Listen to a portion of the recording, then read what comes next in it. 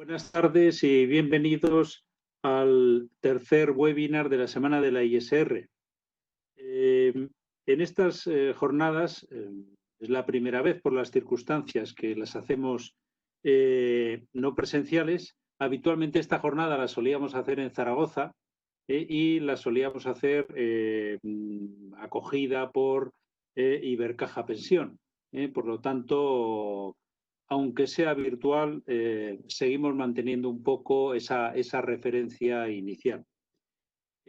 Antes de nada, mencionarles algunos temas operativos referidos a que, bueno, los micrófonos están silenciados, en las pantallas aparecerán los ponentes, pueden participar a través del chat y se va a grabar el webinar, por lo tanto tendrán acceso a estas intervenciones a través de la web de Spainship.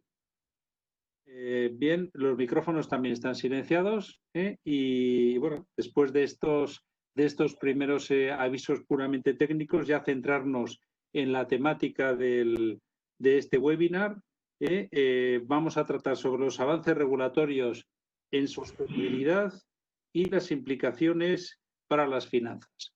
Entendemos que el marco regulatorio es fundamental. En este momento están cambiando muchas cosas.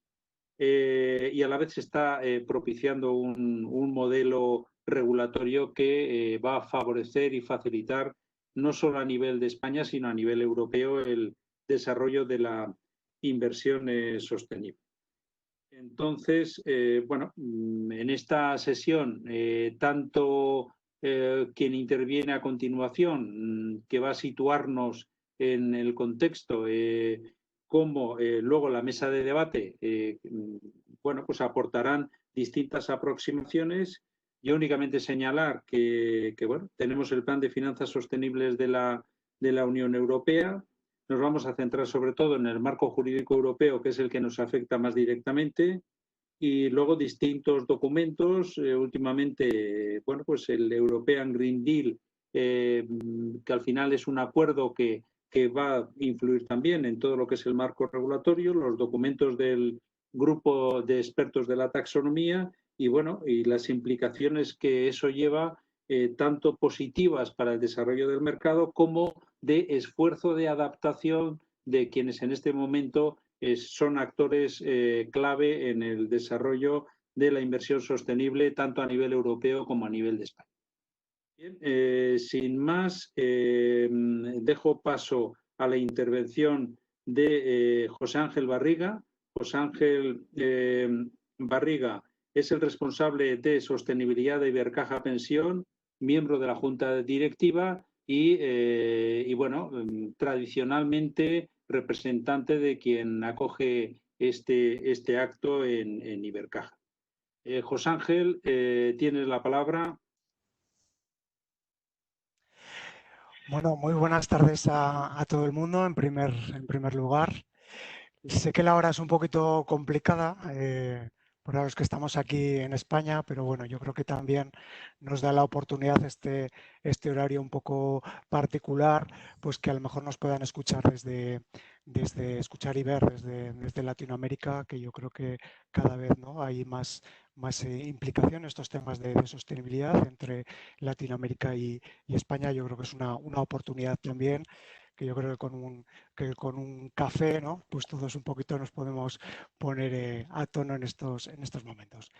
Quería dar las gracias a Spainship por invitarnos a participar, por darnos visibilidad y por encargarse de todos los aspectos técnicos que van ligados a la elaboración de este evento.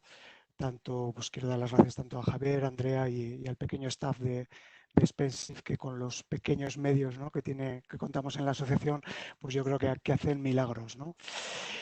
También quiero dar las gracias a mis colegas que van a participar en la mesa por compartir sus visiones y experiencias. Son personas muy expertas y enfocadas en los temas de sostenibilidad, y yo creo que nos van a dar una visión muy interesante del tema. El objetivo inicial de mi exposición es poner en contexto el marco regulatorio que tenemos actualmente en materia de finanzas sostenibles.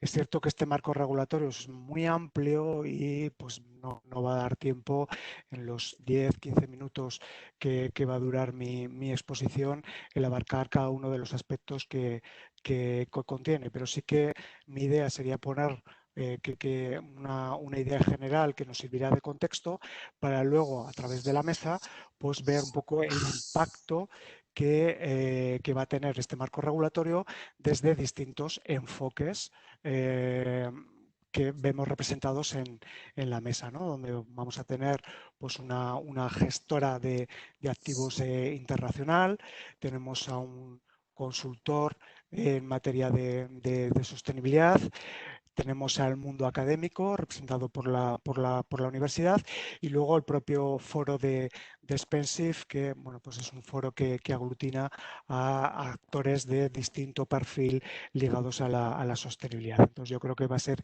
interesante ver cómo todo este marco regulatorio pues va a ser abordado desde estas diferentes ópticas.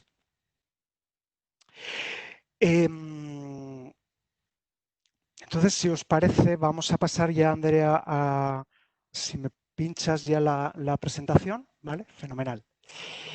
Vemos como primer hito un poco de este marco regulatorio el más reciente, ¿no? Que sería la Ley Española de Cambio Climático y Transición Energética, cuyo anteproyecto ha sido aprobado por el Gobierno el 19 de mayo, que ahora está en trámite parlamentario. Esta ley es un conjunto de acciones que van enfocadas a lograr la descarbonización de la economía española en el entorno de 2050, que es el objetivo que se ha marcado la Unión Europea en su conjunto. Esta ley de lo que nos habla es que aproximadamente va a movilizar esta transición hacia una economía baja en carbono, unas inversiones de más de 200.000 millones de euros únicamente en la próxima década, de aquí al 2030, y se plantea como objetivos de reducción de emisiones el 20% respecto a los niveles de 1990. Me parece destacable de esta ley de cambio climático, que lo vamos a ver también en el Green Deal de la Unión Europea, es que contempla la existencia de una estrategia de transición justa. Este es un elemento que vamos a ver que va a aparecer mucho en este tipo de leyes, porque al final lo que se ha detectado desde el primer momento es que esta transición va a originar una serie de externalidades negativas que van a afectar a determinados sectores, a determinados grupos de trabajadores, y es necesario que pongamos remedio a esas situaciones que se van a generar. El éxito de esta economía baja en carbono exige que estos grupos de población que en un momento determinado se puedan ver afectados por determinadas medidas, pues encuentren una alternativa profesional y laboral. Y vamos a ver cómo todos estos planes tienen una parte importante dedicada a la transición justa. Si pasas, por favor, a la siguiente slide, vamos a ver cómo viene recogido el tema de la Ley Española de Cambio Climático y Transición Energética, enfocada directamente a lo que es el sector financiero. El artículo 28 lo que nos indica es que las entidades financieras vamos a tener que elaborar un informe anual de evaluación del impacto financiero de los riesgos asociados al cambio climático, incluyendo los riesgos de transición y las medidas que se adopten, así como la fijación de objetivos de descarbonización alineados al Acuerdo de París de 2015. Lógicamente, esto no se trata más que de un informe anual, no es más que un papel donde las entidades financieras pues vamos a identificar pues cuál es nuestra estrategia, cuáles van a ser los impactos que prevemos de toda esta transición.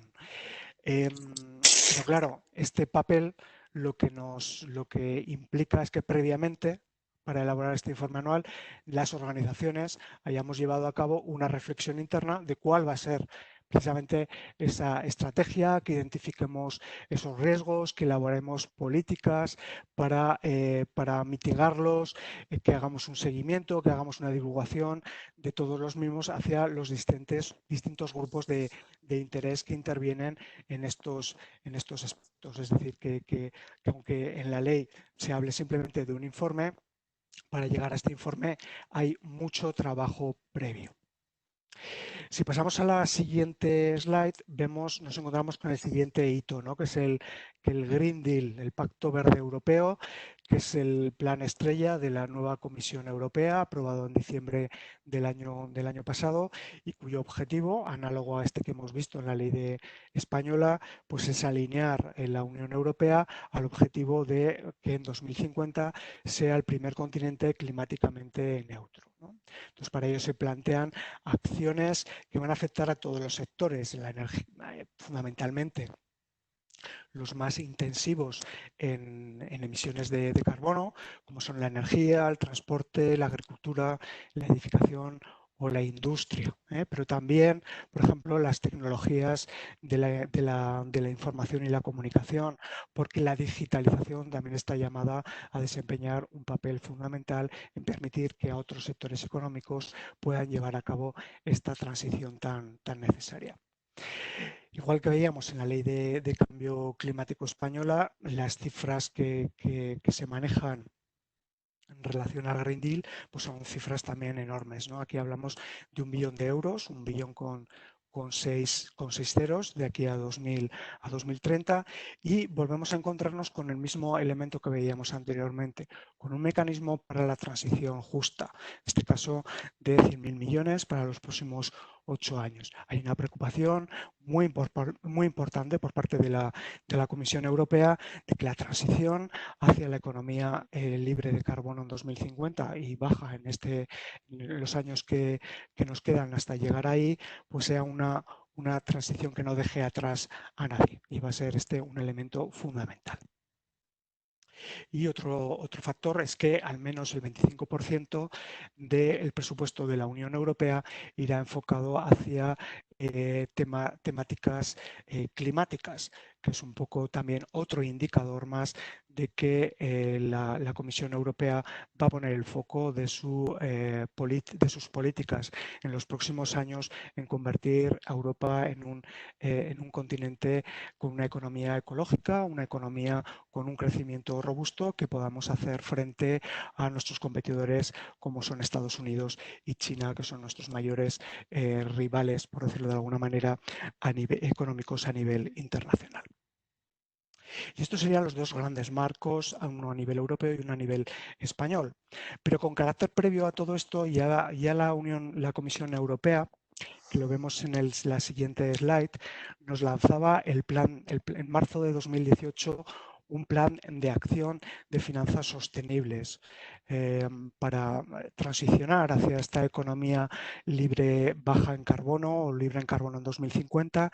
Tenemos que canalizar unas inversiones enormes en distintos sectores económicos, y para ello pues va a ser necesario que el sector financiero lleve a cabo alguna serie de adaptaciones para hacer posible este movimiento. Y para esto se pone en marcha este plan de acción, que tiene 3 objetivos fundamentales. Uno, el que comentaba, reorientar los flujos de capital hacia una economía más sostenible.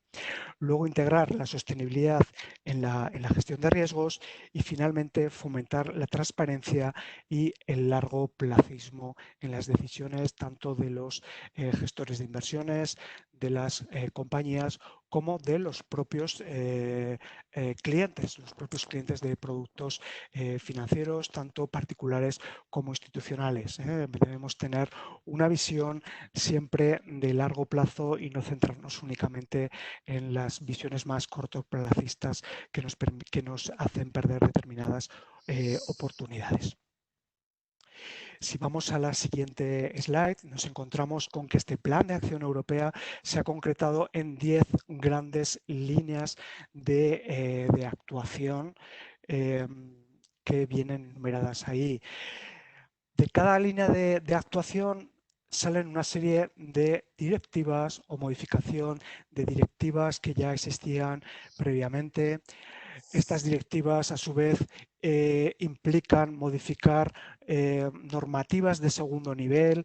Quiero decir, es un cambio normativo extremadamente amplio, ambicioso, que donde va a intervenir tanto la Comisión Europea como el Parlamento Europeo, como las autoridades europeas de supervisión, la EBA, IOPA, ESMA, y va a tener también como un apoyo técnico fundamental el TEG, ¿no? del que luego hablaremos un poquito más adelante, que es un grupo de expertos que está asesorando a la Comisión Europea en esta materia. Es decir, todas estas acciones implican la creación de un paquete normativo enorme en los próximos 2-3 años, que va a ser realmente revolucionario para todos los actores que vamos a intervenir en el mismo. Resumirlo en la sesión de hoy pues sería muy complicado. Para eso, pues la verdad es que tenemos la suerte de que estos días están desarrollando webinars monotemáticos muy completos de diferentes temáticas. Luego Andrea en la mesa nos contará qué utilidades está creando en este sentido Spensive para dar a conocer con más detalle y más concreción este proceso legislativo que viene desde Europa, pero sí que a mí me gustaría enumerar pues 2 o 3 que yo considero que son pues relevantes o que tienen algún elemento significativo, que luego puede dar pie a que en la mesa lo desarrollemos a lo mejor con un poquito más de profundidad. Entonces, si te parece, Andrea, daríamos un salto de 2 slides, nos iríamos a la página 8 y hablaríamos de la primera acción. ¿Vale? La primera acción, que es el reglamento de taxonomía, del que yo creo que casi todos, probablemente de las personas que nos estáis viendo, nos estáis escuchando desde todas las partes de España y de otros países, pues ya habéis oído hablar, ¿no? La taxonomía al final es una clasificación de actividades que se consideran desde un punto de vista ahora normativo sostenible. Inicialmente la taxonomía es una taxonomía medioambiental, es decir, solamente se han enumerado una serie de elementos medioambientales. Se han fijado seis objetivos medioambientales que aparecen ahí enumerados: mitigación de cambio climático, adaptación de cambio climático, uso sostenible de los recursos hídricos, tanto de agua dulce como de agua salada, en la economía circular, súper importante, la prevención y control de la contaminación y la prevención de los ecosistemas y el mantenimiento de la biodiversidad.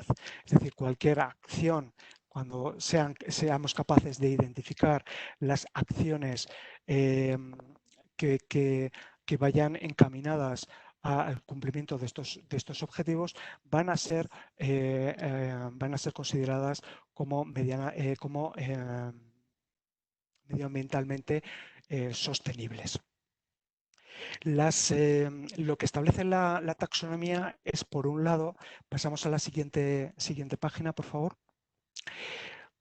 es determinar cuáles son estas actividades que se consideran medioambientales, clasificadas dentro de esos 6 objetivos que hemos visto previamente. Y, por otro lado, se ha establecido unos criterios técnicos, es decir, qué grado de eficiencia deben tener esas actividades para considerarse que son sostenibles desde el punto de vista medioambiental. Pero hay 2 elementos que me gustaría destacar que yo los encuentro novedosos y que le dan realmente solidez a esta taxonomía. Y es que además de cumplir ese objetivo medioambiental, que puede ser, por ejemplo, la mitigación del cambio climático, como puede ser la creación de un parque eólico, ¿no? Es que no puede perjudicar al resto de los objetivos medioambientales. Es decir, no basta con decir que yo estoy produciendo energía verde, sino es que además esa energía verde la tengo que producir haciendo una gestión de los residuos adecuada, por ejemplo, y contribuiríamos a lo que hemos visto como objetivo de economía circular, o bien a no destruir, ¿no? A no instalar ese parque eólico a lo mejor en una zona donde destruyamos un bosque que ponga en peligro la biodiversidad o un ecosistema, que es el otro de los objetivos. Es decir, buscamos que esos objetivos medioambientales sean de verdad robustos. Y el otro elemento importante de la taxonomía es el tema de que se deben cumplir unas garantías sociales mínimas. Es decir, no basta con ser medioambiental, sino que además esta actividad medioambiental la debemos hacer cumpliendo unas garantías sociales, ¿no? Esto yo creo que también es un elemento muy novedoso, muy importante y que le da una gran solidez al modelo que nos ha propuesto la Comisión Europea asociada asesorada por este grupo de expertos de finanzas sostenibles que comentábamos anteriormente, el TEC. Entonces yo creo que estos dos elementos son realmente muy interesantes y que los vemos en este reglamento de taxonomía. Se ha creado, si nos vamos a la página 10, también un estándar de bonos verdes, que es un estándar mucho más exigente de los principios de bonos verdes que existían previamente. Van en la línea de que los fondos vayan orientados a financiar esas actividades que veíamos en la taxonomía y luego, además, pues partes del proceso de los bonos verdes van a tener que ser obligatoriamente verificados y la verificación debe cumplir unos requisitos determinados que hacen que también esta verificación sea mucho más sólida, ¿no? Y de más garantías de que no se trata de simplemente una acción de greenwashing, de que quien coloca esos bonos verdes dice que son verdes, sino que realmente hay detrás una labor de investigación y verificación que garantiza a la persona que los está utilizando que realmente cumplen con los objetivos que en el framework de la emisión se establecían. Luego también, si nos vamos a la siguiente página, vemos la acción número 4, que se trata de integrar la sostenibilidad en el proceso de gestión y asesoramiento. Aquí de lo que se trata es de que las gestoras de activos, tanto de fondos de pensiones como de fondos de inversión, vamos a tener que integrar de una forma obligatoria la sostenibilidad en nuestras estrategias de inversión, ¿vale? Y vamos a tener que además preguntarle al cliente cómo quiere que las cuestiones de sostenibilidad se tengan en cuenta a la hora de recomendarles productos de inversión.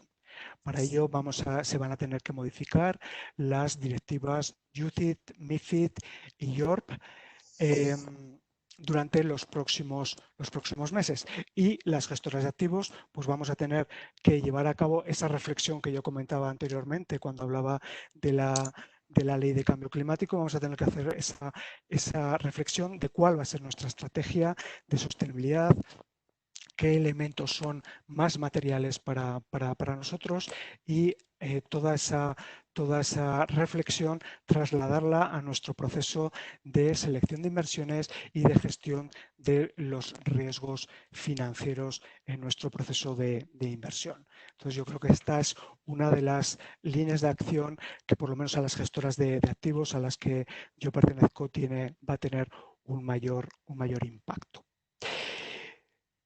Y la última que voy a comentar es en la página número 13, el reglamento de divulgación. Lo comento porque es el reglamento que ya está aprobado. Este es uno de los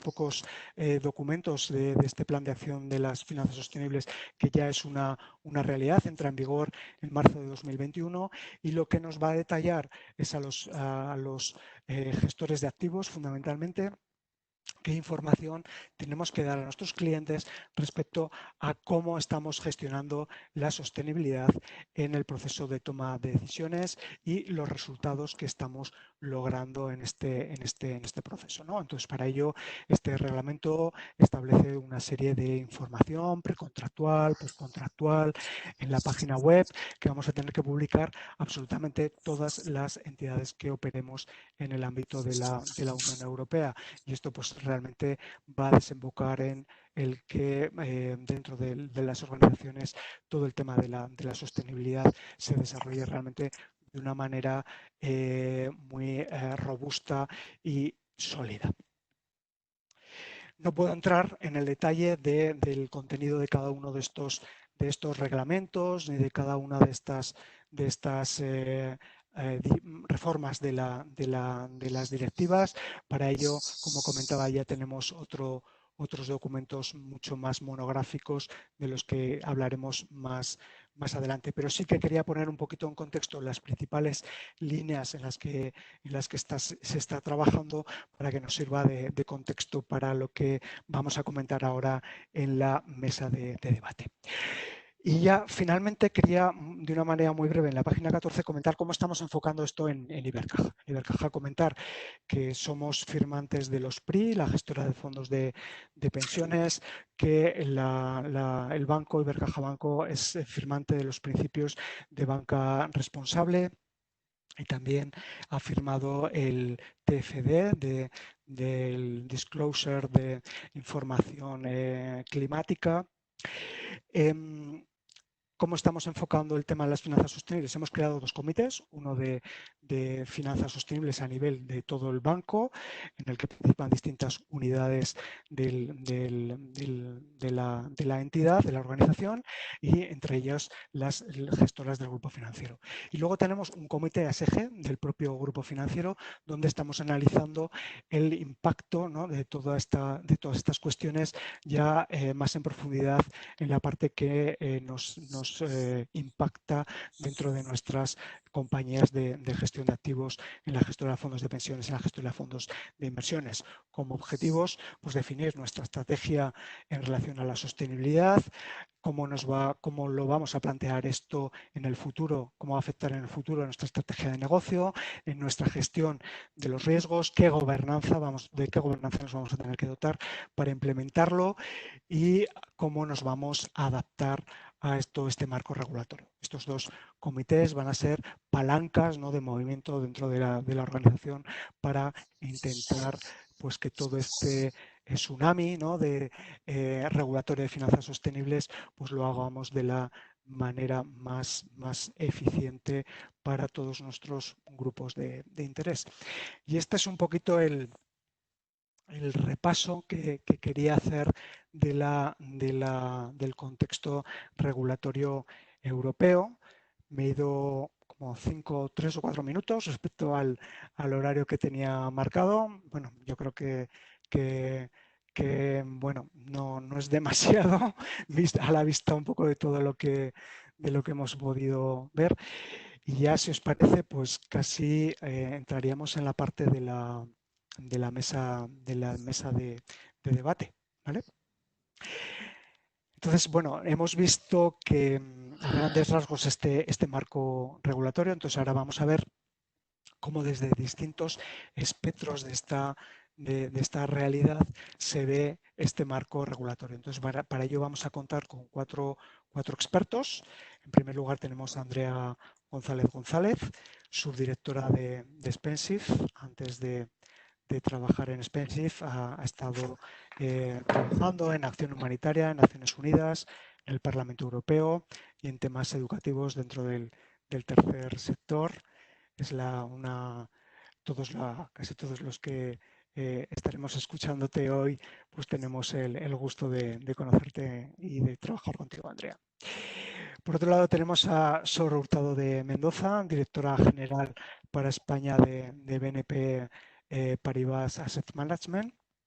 BNP Paribas, un gigante de la industria, una entidad muy avanzada en temas de sostenibilidad. Además, el hecho de que sea una entidad francesa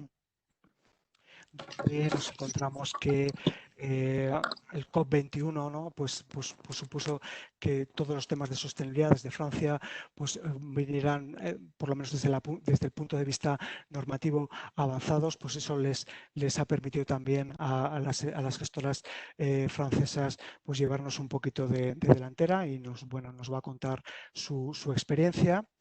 También tenemos a Ángeles Fernández Izquierdo, catedrática de Economía Financiera y Contabilidad de la Universidad Jaume I de Valencia. Es coordinadora del grupo de investigación de sostenibilidad de organizaciones y mercados financieros y del máster de responsabilidad social corporativa de la universidad, de su universidad y la UNED.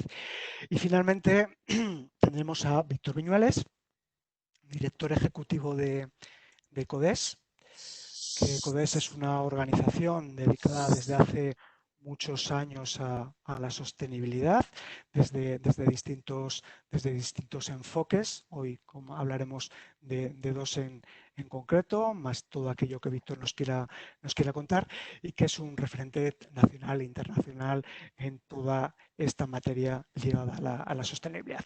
Entonces, estos van a ser nuestros contertulios hoy en la mesa. Y ya casi empezaríamos un poco, si os parece, os voy a empezar a lanzar alguna pregunta en relación a pues, todo esto que hemos visto, esta avalancha, ¿no?, regulatoria, y cómo nos va a afectar. Pero yo casi me gustaría empezar a preguntaros si veis que esta crisis del COVID, ¿no?, que tenemos aquí tan presente, tan reciente, y que bueno, nos va a acompañar por lo menos en su vertiente económica durante los próximos meses, me gustaría saber qué pensáis respecto a cómo puede impactar, ¿no?, en todo esto, en todo este tema de la sostenibilidad, y si todo este marco regulatorio tan ambicioso que hay, pues el COVID puede ser un freno, o por el contrario puede ser una oportunidad. Es decir, si el regulador puede ver en estos momentos que quizás los políticos van a tener el foco ahora en otros problemas, y el público, los votantes, a lo mejor también en otras realidades, o por el contrario, el COVID puede suponer una oportunidad para que la sostenibilidad se ponga como protagonista, ¿no?, en las agendas. Entonces, si os parece, me gustaría conocer una reflexión vuestra sobre este tema. En principio, os voy a lanzar la pregunta a Víctor y a Sol. Como el tema es un poco amplio y nos podemos, si os lo hago a todos, repetirnos en las ideas, os lo voy a hacer inicialmente a vosotros dos, y luego, por supuesto, a Ángeles y Andrea, si tenéis alguna cosa más que añadir al respecto, pues encantados de escucharte. ¿Qué opináis? Pero quizá yo creo que para mí ha sido un indicador muy relevante, ¿no?, el que recientemente un grupo de entidades y de personas promovimos un manifiesto por la recuperación sostenible. Y en realidad para mí fue muy buena señal, ¿no?, porque en realidad el futuro no está escrito, entonces, y tiene de todo, tiene oportunidades y tiene riesgos, puede ir por un lado, puede ir por otro. O sea, en realidad el futuro lo escribimos nosotros, ¿no?, con nuestras acciones de presente. Pero para mí fue una buena señal el que personas muy relevantes de los principales partidos de este país, de un signo y de otro, con una pluralidad enorme, ¿no?, los dos secretarios generales de los sindicatos, los principales presidentes de las empresas del IBEX, ¿no?, por supuesto todos los financieros, ¿no?, ONGs, sector financiero, rubricaran el qué, una petición de que fuéramos hacia una recuperación en clave del New Green Deal que antes comentabas, ¿no? Y yo creo que ¿por qué? ¿Por qué esa convicción unánime, ¿no?, a pesar un poco de las diversidades que seguro que existen en la interpretación de cada cual, ¿no? Pero yo creo que es porque en realidad lo que percibimos es que ahora estamos viviendo un solapamiento de crisis. Tenemos la pandemia sanitaria, tenemos la pandemia económica, que también estamos viendo los efectos. En Estados Unidos hablaban de 30 millones de desempleados, ¿no? Tenemos la pandemia social, una urgencia social que está conectada muy claramente con la pandemia económica, y tenemos, porque no ha desaparecido, la emergencia climática, que fue declarada por nuestro Parlamento, por el Parlamento Europeo, por muchas otras instancias en todo el mundo, ¿no? Entonces, de alguna forma, el foco, yo creo que ese es el hoy de las finanzas sostenibles, el foco es el encontrar soluciones convergentes que resuelvan a la vez estas distintas crisis solapadas, ¿no? Y yo creo que ese es un poco el enfoque que hay que empujar, porque hace muy poquito se conocía que la Comisión tiene la intención, que ahora tendrá que ser ratificada, ¿no?, de poner encima de la mesa 750.000 millones de euros, de los cuales se hablaba de que 140.000 podría ser para España, ¿no?, en subsidios directos y en préstamos, para empujar esa recuperación. Es una oportunidad que no debemos desperdiciar invirtiendo malamente los recursos. Y ahí en eso tenemos experiencias muy negativas, que hemos constatado en la pandemia. Mientras que en Alemania tenían 29 UCIs por cada 100.000 habitantes, nosotros tenemos 9, pero tenemos más aeropuertos que ellos. Entonces es muy importante que ese dinero público y el privado se invierta bien, se invierta con criterio. Y acabo con esto. Yo creo, queridos amigos de las entidades financieras, que esta es una oportunidad magnífica para que el crédito perdido en la crisis del 2008 por las entidades financieras se recupere, porque estando a la altura de las circunstancias, las entidades financieras sean muy útiles en este complejo, difícil proceso de recuperación, que sean muy, muy, muy útiles. Ese sería mi deseo. Sí. Pues sí, adelante, Sol. Sí, hola. Bueno, pues yo estoy completamente de acuerdo con Víctor. Lo primero, también quería agradecer tanto a Ibercaja como a Spensif la posibilidad que nos han dado, ¿no?, de estar aquí hoy y dar el punto de vista de BNP Paribas Asset Management con nuestra experiencia. Yo creo que el COVID-19 está teniendo y va a tener muchísimas consecuencias. Lo primero, que espero que estéis todos muy bien, la verdad, y un fuerte abrazo para todos los que hayáis tenido a alguien afectado por la enfermedad. Pero desde el punto de vista de sostenibilidad, y como ha dicho Víctor, yo creo que va a suponer un impulso para lo que es la inversión socialmente responsable, y por varias razones, ¿no? Una de ellas la que ha comentado, pero también el hecho de que el comportamiento de la inversión socialmente responsable haya sido mucho mejor durante esta crisis, con la volatilidad extrema que ha habido en el mercado, sin entrar a hablar de producto, por supuesto, en concreto, pero si se mira el comportamiento de los índices sostenibles frente a los tradicionales en estos últimos 3 meses, el comportamiento ha sido mucho mejor, ante lo cual lo que se persigue con una inversión sostenible, entre otras cosas, que es estar en empresas más sólidas, con objetivos a largo plazo, se ha visto bien reflejado en los resultados en las cotizaciones en bolsa. Y luego se ha comentado también, lo habéis comentado los dos, el papel de la Unión Europea está siendo crucial, ¿no? Cuando pensamos en todos los planes y medidas de apoyo de los que se está hablando, la idea que está más presente y que se repite continuamente es: ahora tenemos una oportunidad, señores, vamos a conseguir que el crecimiento sea sostenible. Y se están cubriendo temas desde cambio climático, biodiversidad, desigualdad, también de pobreza, ¿no?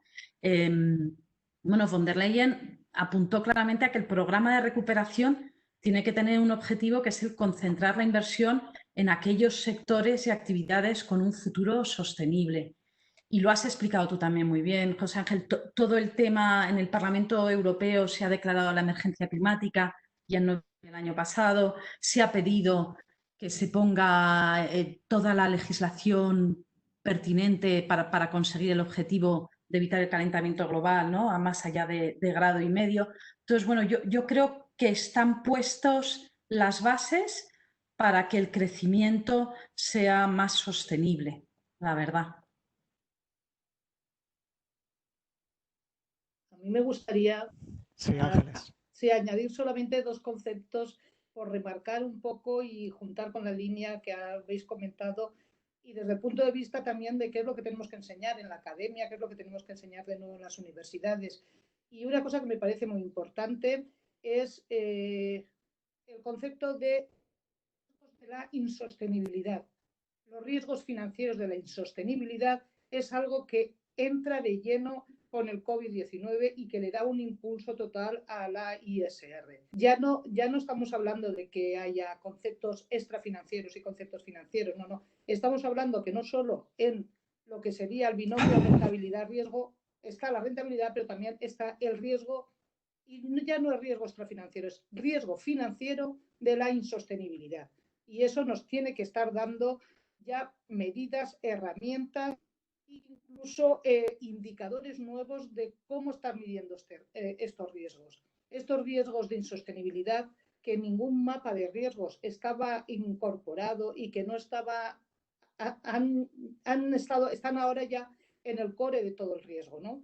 Y indicadores, como muy bien ha dicho Víctor, de cuál es el número de camas de hospitales por cada 1000 habitantes, era un indicador que a nadie se le había ocurrido que tenía que ser tan primordial, ¿no? Ya han llegado, necesitamos muchísimos más indicadores que nos estén midiendo este riesgo, y desde el punto de vista de la academia, pues también subrayar la importancia de que sin la investigación, sin las universidades, no se puede salir de ninguna crisis, sea del COVID o sea ahí. Por eso que yo quisiera pues también agradecer a Ibercaja y a Expansive el que cuente con nosotros y que siempre ha contado con esta parte de visión académica y visión investigadora en cualquier semana de ISR, porque tienen que ir de la mano conjuntamente el avance de investigación por delante de todo lo que luego los actores de mercado van a desarrollar. Esas dos puntualizaciones, sin más. Muchísimas gracias, Ángeles. Yo solamente quería puntualizar, bueno, en primer lugar, dar las gracias a José Ángel por la presentación y a todos por el tiempo de coordinación, de preparación y por el esfuerzo tecnológico que estamos haciendo en esta época. Y solamente puntualizar que en Expansive, como asociación multi-stakeholder, siempre tenemos en cuenta muchos distintos puntos de vista, ¿no?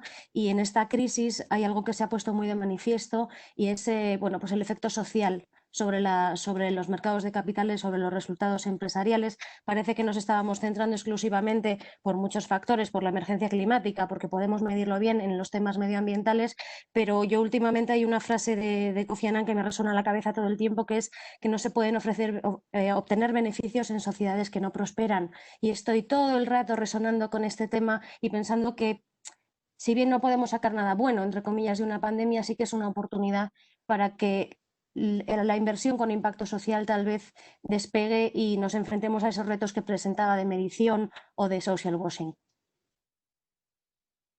Pues me alegra escucharos, ¿no? Este optimismo. Yo también considero que la crisis del COVID pues va a ser realmente un impulso, ¿no? Y la Comisión Europea también hace poquito se pronunció en este sentido. Entonces yo creo que sí que por lo menos la gente que estamos trabajando en los temas de sostenibilidad sí que lo vemos de este modo.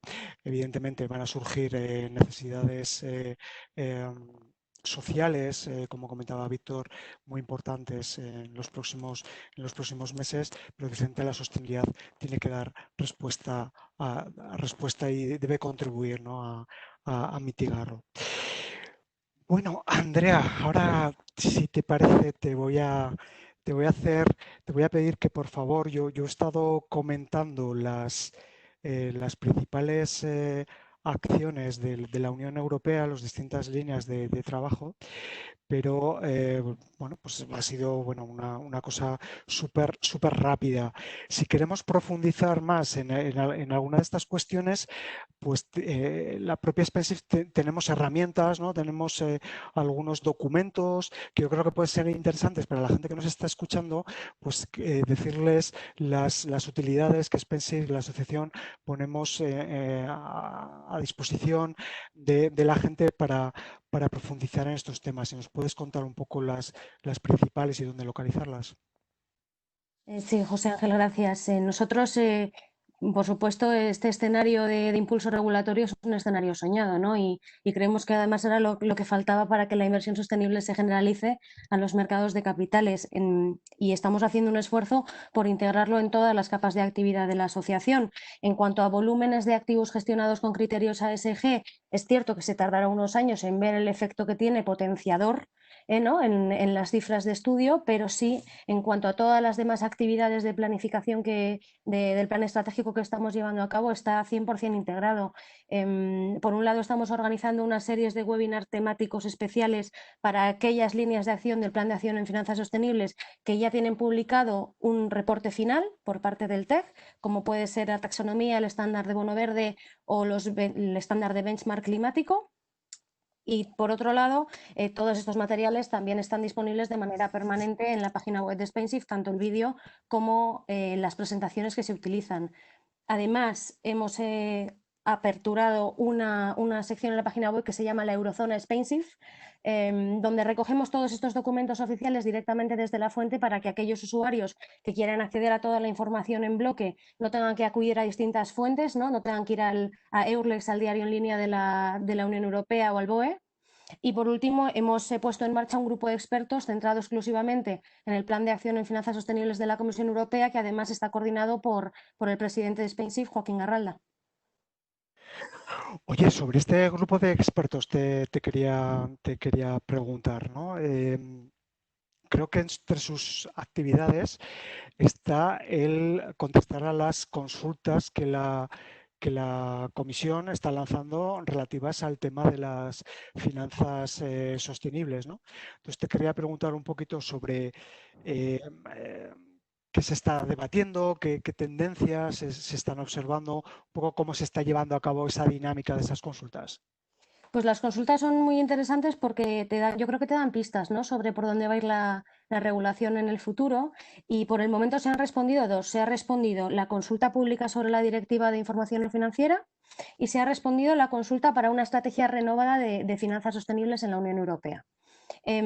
Los temas sobre los que más se pregunta y que además, como comentaba, dan pistas, son, pues bueno, en cuanto a la divulgación de información no financiera, pues los grandes clásicos, ¿no?, de comparabilidad, de fiabilidad de la información, de integración de leyes y cómo interactúan entre ellas, pero también hay novedades como puede ser la digitalización o la creación de un portal único digital para información de sostenibilidad, los requisitos que deben cumplir las pymes si se desarrolla un estándar para ellas, o las empresas de interés público que no tienen un tamaño suficientemente grande como para estar consideradas por las directivas de información no financiera. También se pregunta sobre mejoras de medición y verificación de la materialidad de la información que se reporta, o incluso sobre la posibilidad de analizar información sobre intangibles y sostenibilidad o integrar otros sistemas que ya están en marcha, como pueden ser GRI, SASB o el reporte integrado en un estándar europeo, ¿no?, al respecto. Esto en cuanto a información no financiera. En cuanto a la estrategia renovada de finanzas sostenibles, las propuestas son incluso más innovadoras y se habla se pregunta, ¿no?, al público sobre si consideramos más o menos conveniente que se genere una taxonomía social, una taxonomía marrón o incluso una taxonomía de las actividades que tienen un impacto positivo o negativo sobre el medio ambiente, pero que no están ni en la verde ni en la marrón. Pregunta también por posibles planes de educación financiera coordinados sobre sostenibilidad en todo el continente. Pregunta sobre incentivos fiscales a la ISR, blended finance, cómo la Unión Europea puede estimular que se multiplique la inversión, aminorando de alguna manera el riesgo desde instituciones como el Banco Europeo de Inversión, o incluso entra al detalle de unas normas, de si nos parece interesante que haya unas normas mínimas para hipotecas y préstamos verdes, o si consideramos que las aseguradoras tengan que formar parte de la transición, ¿no?, de la financiación de la transición. Muy bien, muchísimas gracias. ¿Cuántos temas, verdad? Tremendo, es tremendo. Sí, sí. Oye, yo ahora quería preguntarle a Sol. Sol, ¿qué tal? Oye, te quería preguntar, cuando he estado comentando cuando estaba hablando de la taxonomía, he citado el TEG, ¿no?, el grupo de expertos que está asesorando a la Comisión Europea en la creación de la taxonomía y en más temas. Creo que vosotros, BNP, estáis participando dentro de este TEG. Te quería, ya sé que tú en concreto no formas parte de ese grupo, pero sí colaboradores tuyos, un poco cómo ha sido esta experiencia. Bueno, sí que es verdad que Desde BNP Paribas Asset Management estamos representados con Elena Viñes, que la verdad que es un orgullo el tener una compañera española representándonos en el grupo de expertos de la Comisión Europea en Finanzas Sostenibles, y la verdad que es un lujo y es muy gratificante. También es un esfuerzo, porque han sido muchísimas horas de trabajo y de dedicación. Como bien dices, estamos especialmente involucrados en la taxonomía, aunque no solamente, tú has explicado los 10 temas que se están tocando, pero es verdad que es una herramienta clave que además ya se ha conseguido sacar adelante, pero como decimos siempre es un poco un diccionario, ¿no? Lo que tienes es el listado de actividades económicas que se pueden considerar como sostenibles y nos tiene que servir de apoyo para luego en el día a día. Lo vamos a tener que estar utilizando porque realmente para saber si una actividad económica es o no es sostenible y bajo qué criterios va a estar ahí definido y está ya definido en la taxonomía. Y yo creo que la gran ventaja es que nos crea un lenguaje común y eso va a ayudar mucho a saber qué es sostenible y qué no lo es, ¿no? Al marcar las pautas claras y ser así para toda la Unión Europea. Yo creo que también desde el punto de vista de inversores nos va a ayudar a alinear nuestros objetivos con el objetivo de la Unión Europea de neutralidad en carbono y el planificar la transición. Uno de los temas que has mencionado, y yo creo que lo decimos poco porque se habla mucho de taxonomía, igual menos de todo lo que es la directiva sobre divulgación de información no financiera, que yo creo que ahí va a ser la piedra angular y donde más trabajo vamos a tener tanto los inversores desde las gestoras de fondos como de pensiones y los distribuidores de activos, ¿no? Entonces, todas las empresas que están sujetas a ello, también las empresas no financieras, yo creo que va a suponer un esfuerzo, no nos vamos a engañar, el tener claramente alineado y asociado cuáles son las actividades elegibles según la taxonomía y cuáles no, pero luego ayudará esa homogeneización a que haya más facilidad a la hora de análisis y a la petición, pues, por ejemplo, de financiación con fines ambientales y sostenibles, ¿no? Entonces, yo creo que todo lo que sea homogeneizar y tener un diálogo común, un lenguaje común, nos va a ayudar mucho. Y el pertenecer al grupo de expertos, sí. Y yo creo que es que aparte que es una labor, la de pertenecer al grupo de expertos, que aunque en principio termina en septiembre, probablemente en diciembre se crea ya una unidad dentro de la Unión Europea para todos estos temas. Entonces yo creo que, como hemos dicho al principio, esto está aquí para seguir. Muy bien. Sí. María Ángeles, quería preguntarte, claro, tú vienes de la parte académica. Claro, al final toda esta avalancha normativa lo que nos pone en evidencia es realmente que tenemos unas carencias formativas en muchos ámbitos, ¿no? Yo los veo, claro, necesitamos formación dentro de los órganos de gobierno, de las compañías, formación dirigida hacia los gestores de inversiones, a los analistas de riesgos financieros, que ahora tienen que incorporar las variables extrafinancieras dentro de su proceso, las redes comerciales que van a tener también que vender los fondos, tienen que entender qué es lo que venden, incluso los propios clientes, ¿no? que necesitamos entender qué es lo que estamos comprando, ¿no? Entonces yo detecto, no sé si debería haber habido una línea de acción también de la Unión Europea dedicada a esta parte. Quería preguntarte un poco cómo estáis enfocando toda esta necesidad formativa desde la comunidad académica y qué experiencias un poco se están llevando a cabo. Muy bien, bueno, pues nosotros creo que fuimos pioneros dentro de lo que es la academia, que fuimos ya 14 años que lanzamos junto con la UNED, la Universidad Jaume I, con la UNED lanzamos el primer máster oficial de lo que dentro de los nuevos títulos que hay, que son grados y másters, pues se ofrecía en concreto esta materia. Lo que se estaba ofreciendo es sostenibilidad y responsabilidad social corporativa, donde, dadas nuestras características, pues tenía un peso muy específico y sigue teniéndolo todo lo que son las finanzas sostenibles, el gobierno corporativo, variables de ESG, comunicación de la RSC. Este máster sigue vigente, sigue llenando todos y cada uno de los años y además sigue dinámico porque, como bien sabemos, la sostenibilidad no es un concepto estático, sino que es un concepto dinámico que está no ya el concepto de sostenibilidad, sino el concepto de mejora continua hacia la sostenibilidad, lo que dentro del mundo académico se llama la more sustainability, ¿no? Esto tiene que ir continuamente yendo hacia más, hacia una mejora adicional. Sí que es cierto también que dentro de lo que es otras universidades y en nuestro entorno, pues han salido y están surgiendo nuevos másters que recogen tanto conceptos de economía circular, tanto conceptos de economía gestión de carteras, está incluyendo los modelos de gestión de carteras y que poco a poco sí que se está incluyendo ya también transversalmente en las distintas asignaturas tradicionales e incluso pues en los másters de MBA como el que nosotros ofrecemos, pues incorporamos el concepto de modelos de negocios sostenibles como un pilón básico para lo que sería el desarrollo sostenible. Pero es cierto que, bueno, se tiene que ir avanzando y sí que tiene que haber una homogeneización de cuáles son este tipo de títulos y este tipo de docencia. Estemos hablando de un mismo concepto que es el concepto de sostenibilidad que no es homogéneo.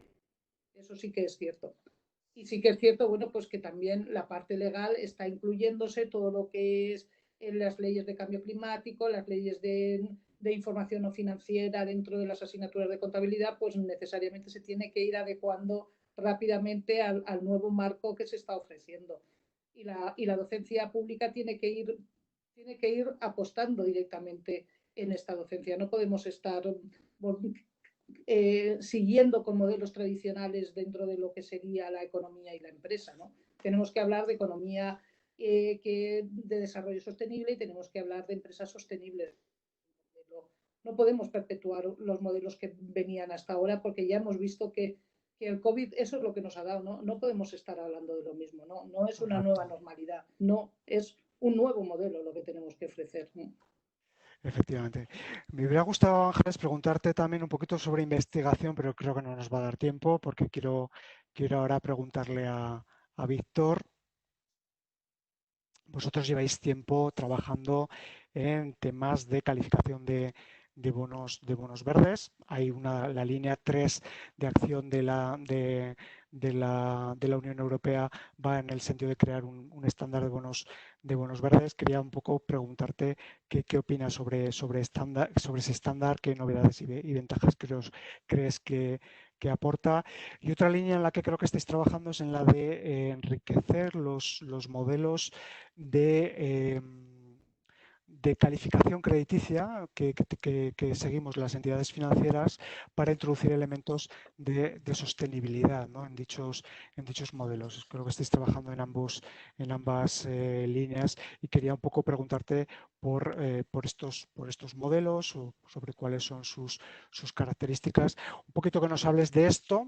Tampoco nos podemos extender mucho, lamentablemente, porque la verdad es que el tiempo va muy, muy deprisa, pero cuéntanos algo sobre estas dos cuestiones, Víctor. Sí, pues muy telegráficamente, muy esto, ¿no? Una cosa que quería decir es que yo he dicho antes, ser útiles, ¿no? Y muchas veces cuando se habla de regulación financiera, ¿no? Parece que las entidades financieras tienen que hacer las cosas porque les obliga la regulación. Mal enfoque. Las entidades financieras deben hacer las cosas porque si quieren ser útiles a su sociedad y quieren aprovechar el viento de cola enorme que por distintas razones sopla a favor de la sostenibilidad, harían bien no solo en cumplir esa regulación, sino adelantarse a esa regulación. Porque los que limitan a cumplir la regulación son los que van en el furgón de cola de la historia. Lo que tienen que hacer es adelantarse, ¿no? ¿Y en qué sentido? Por ejemplo, pondré 3 ejemplos, ¿no? Y además conecta mucho con la pregunta que decías de los bonos verdes, ¿no? Hoy hemos presentado en nuestra ciudad, con el Ayuntamiento de Zaragoza y una empresa energética, una iniciativa de autoconsumo colectivo, sostenible y solidario, de poner 300 placas de tejados sostenibles. Bueno, bien. Esto, el viernes vamos a ir a la Comisión de Reconstrucción del Congreso y vamos a plantear que por qué no se promueve esto en el conjunto de España. unos 10.000 de estas instalaciones significaría una inversión de 1.500, 1.800 millones de euros. Perfectamente una cantidad muy buena para hacer un bono verde, ¿no? O sea, que es una cantidad muy buena, ¿no? Lo mismo que hemos descubierto en el COVID, que el COVID era más letal en aquellos barrios de la ciudad más contaminados.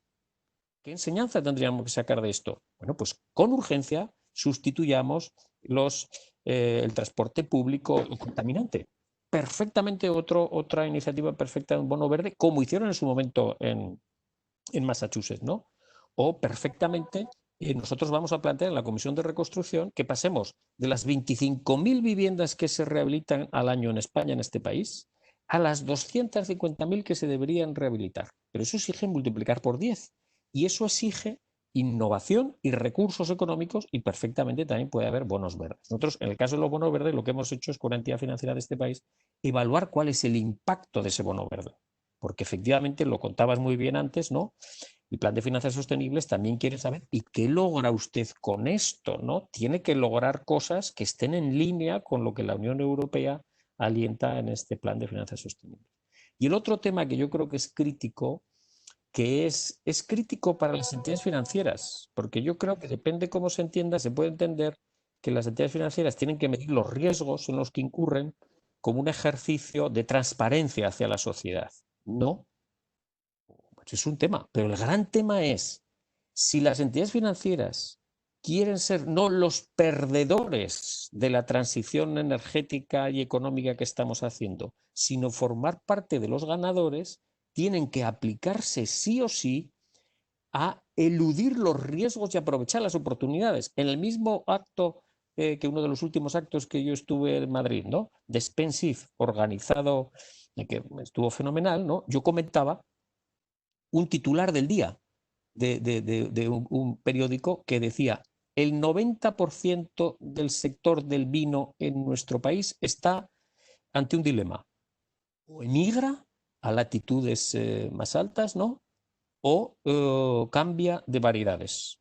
Bueno, pues una entidad financiera que se relacione con el sector vinícola, si no atiende a este imperativo científico, la va a liar, pero la va a liar en su negocio, porque está tomando mal decisiones y no ni está valorando los riesgos. Lo decía antes muy bien María Ángeles, no está valorando los riesgos. O sea que esa segmentación de la cartera, que es lo que nosotros hemos hecho para una entidad financiera también de este país, la segmentación de la cartera en relación con la vulnerabilidad de los negocios que está financiando y su mayor o menor exposición probable a los riesgos del cambio climático, es fundamental que lo haga, no porque lo pida el Banco de España, no, lo tiene que hacer si quiere seguir siendo una entidad financiera rentable, porque si no, va a financiar cosas que no tienen futuro, va a financiar perdedores que no van a ir a ningún lado y tiene que esforzarse en detectar las oportunidades y minimizar los riesgos. La propia tormenta Dana, que vimos hace no mucho, veíamos en esas imágenes que eran tremendas, ¿no? Cómo el mar de repente se metía y se metía dentro de las urbanizaciones. Y yo pensaba para mí, quien haya concedido las hipotecas a esas urbanizaciones estará pensando, pues en fin, este riesgo no lo valoré. Claro, es que si no se valora esos riesgos, como advirtió el CEO de BlackRock, los que van a tener un problema serio son las entidades financieras. En ese sentido es en el que nosotros hemos hecho ese esfuerzo de valoración un poco de la vulnerabilidad de las carteras, que la verdad que estamos muy satisfechos y cualquiera que tenga interés, pues con todo gusto les daremos un poco información sobre esto. Muchísimas gracias, Víctor. Oye, son las 5:30, pero yo quiero hacer una última pregunta del que nos ha formulado el público y con esto ya daríamos por terminado la mesa. Va dirigida a Sol, ¿vale? Nos preguntan si las entidades gestoras y los gestores de activos vamos a estar preparados para todos los requisitos que nos va a exigir toda esta cantidad de información que nos viene en la taxonomía esta de 500 páginas y solamente creo que son uno o dos objetivos si vamos a ser capaces de asumir todo este volumen, ¿no? ¿Qué opinas, Sol? Bueno, hombre, yo creo que sí que es verdad que la industria es muy amplia y hay una variedad enorme, ¿no? En nuestro caso, bueno, yo he visto que vosotros también sois firmantes de los principios de inversión responsable. Nosotros fuimos uno de los fundadores y cuando piensas que ahora hay unas 2.500 entidades que representan 90 billones de dólares, que es el equivalente al PIB mundial. Entonces yo creo que, bueno, que cada vez además hay más entidades españolas en ello, y yo creo que vamos a estar preparados, pues dependiendo, en función del tiempo que se lleve, se está haciendo un esfuerzo enorme. Yo creo que en todos los temas de sostenibilidad las entidades financieras estamos siendo muy transparentes y ayudando mucho. Nosotros, en el caso de BNP Paribas Asset Management y con Elena Viñes y otras personas del equipo, hemos tenido muchas reuniones, tanto con inversores finales, fondos de pensiones, EPSVs, como con gestores de activos de cara a cómo implementar y qué repercusión va a tener, ¿no? En nuestro caso, pues es que llevamos muchos años ocupándonos en temas de sostenibilidad y supone un placer, la verdad, porque somos unos convencidos, un esfuerzo. Publicamos una estrategia global de sostenibilidad el año pasado en el que nos comprometíamos a que todos los fondos abiertos aplicasen criterios ambientales, sociales y buen gobierno. Y luego yo creo que probablemente todos hayáis visto, hay un informe, porque al final dices, oye, lo dirá Sol que está allí, ¿no? Pero de Share Action, que se llama algo así como el punto sin retorno, que ya el título del documento implica muchísimo, y el estudio evalúa a 75 gestoras, ¿no? de 17 países. Y lo que hace es, en función del enfoque a la inversión responsable en temas de gobernanza, de cambio climático, de biodiversidad y de derechos humanos. Bueno, pues en nuestro caso, BNP Paribas Asset Management, creo que somos la única gestora que hemos obtenido una puntuación superior al 75% en buen gobierno y biodiversidad. Y una de las 5, solo hay 5, todas europeas, que se ha conseguido un rating A. Lo que quiero decir con eso es que se ha avanzado mucho, pero queda mucho por hacer porque se valoran 4 criterios, ¿no? Gobernanza, cambio climático, biodiversidad y derechos humanos. Entonces yo creo que tener la sostenibilidad como pilar central de la estrategia es muy importante, que se están dando pasos de gigante en España, que así como hace años, y me habréis oído decirlo más de una vez, nos escuchaban, pero porque yo creo que ya nos tenían cariño y llevamos muchos años hablando de sostenibilidad y había interés por saber qué se estaba haciendo del otro lado de los Pirineos, como bien has dicho, en Francia, y el hecho de que la ley de cambio climático, el famoso artículo 173, pues se iba por delante. Pero era curiosidad intelectual, no nos vamos a engañar. Y yo creo que ha cambiado hace ya 2 años. Hay inversiones muy importantes y ha sido un giro ya no de 180 grados, vamos, de 360, y el interés es cada vez mayor. Y yo creo que las entidades, bueno, pues todavía queda mucho por hacer, pero se ha hecho mucho y está a buena senda y se conseguirá, pero el trabajo es brutal, ¿eh? Y es lo que hemos dicho, ya solo en información va a ser bárbaro, ¿eh? Sí, bueno, pero bueno, y completamente de acuerdo también con Víctor.